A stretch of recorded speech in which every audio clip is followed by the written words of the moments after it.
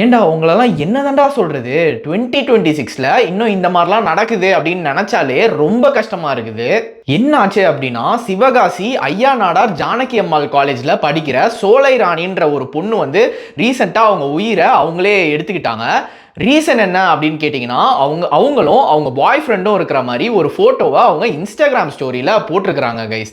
அந்த ஃபோட்டோவை அதுவும் வந்து அவங்க க்ளோஸ் ஃப்ரெண்ட்ஸ் அப்படின்ற ஒரு ஆப்ஷனில் தான் வந்து அந்த ஃபோட்டோவை போட்டிருக்கிறாங்க. பட் யாரோ அந்த ஃபோட்டோவை ஸ்க்ரீன்ஷாட் எடுத்து அவங்க காலேஜில் இருக்க ஒரு பியூனுக்கு அனுப்பிச்சிருக்கிறாங்க. அந்த ஃபோட்டோ அப்படியே காலேஜ் ஃபுல்லாக சர்க்குலேட் ஆகுது. அது அவங்களோட பிரின்சிபல் கிட்டையும் போகுது. அந்த ஃபோட்டோ வந்து காலேஜ் கேம்பஸ்குள்ள எடுக்கப்படல.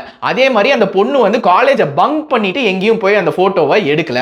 அவங்க வெளியே எங்கேயோ அவங்க பாய் ஃப்ரெண்டை மீட் பண்ணி அந்த போட்டோவை எடுத்திருக்காங்க. ஏன் உங்க காலேஜ்ல படிச்சா யாருக்குமே வந்து பர்சனல் லைஃப்னு ஒன்று இருக்கவே கூடாதா என்ன? அந்த பொண்ணு வெளியே அவங்க பர்சனல் லைஃப்ல எடுத்த போட்டோவை அவங்க ஃப்ரெண்ட்ஸோட ஷேர் பண்ணணும்னு நினைச்சிருக்காங்க. அதை அவங்க வந்து ஸ்டோரி போட்டிருக்காங்க. இதுல உங்களோட காலேஜ் பேரு எந்த விதத்துல கெட்டு போயிடுச்சு நீங்க நினைக்கிறீங்க?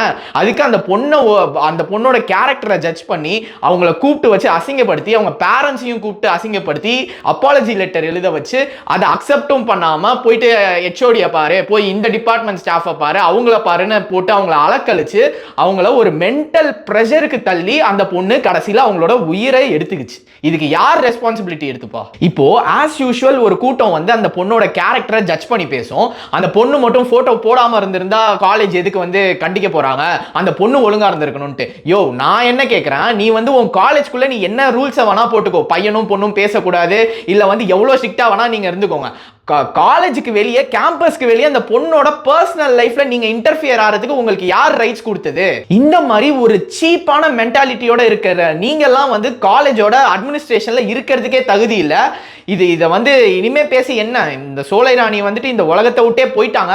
அதை வந்து நான் சூசைட்னே சொல்ல மாட்டேன். நீங்க தான் வந்து கொண்டிருக்கிறீங்க, நீங்க தான் ரெஸ்பான்சிபிலிட்டி எடுத்துக்கணும். இதை வந்து எல்லாரும் அப்படியே கடந்து போயிடும் அப்படின்னு சொல்லி நினைச்சுதானே நீங்க இதை இவ்வளவு தைரியமா பண்ணியிருக்கிறீங்க. இப்போ இருக்கு, அதுவும் இந்த 2026ல இந்த மாதிரி நடந்திருக்கிறது வந்து எனக்கு ரொம்பவே கஷ்டமா இருக்குது. It's really unfortunate. சோலை ராணிக்கு கண்டிப்பா ஜஸ்டிஸ் கிடைக்கணும், அவங்க ஃபேமிலிக்கு ஜஸ்டிஸ் கிடைக்கணும். இதை வந்து நம்ம ஃபாலோவர்ல ஒரு தம்பி வந்து எனக்கு இதை பத்தி பேசுங்க ப்ரோ, என்னென்னலாமோ பேசுறீங்க, இதை பத்தி கொஞ்சம் பேசுங்க ப்ரோன்னு சொன்னதுக்கு அப்புறம் தான் எனக்கே இந்த விஷயம் தெரிய வந்துச்சு.